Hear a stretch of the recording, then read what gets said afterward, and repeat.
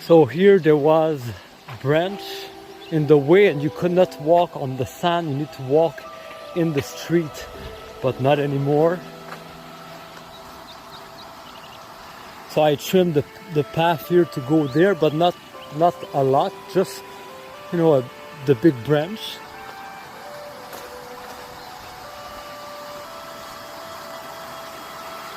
And before here you need to move all the branch in the way and on your legs as well. It was really really difficult to access this spot here, but not anymore.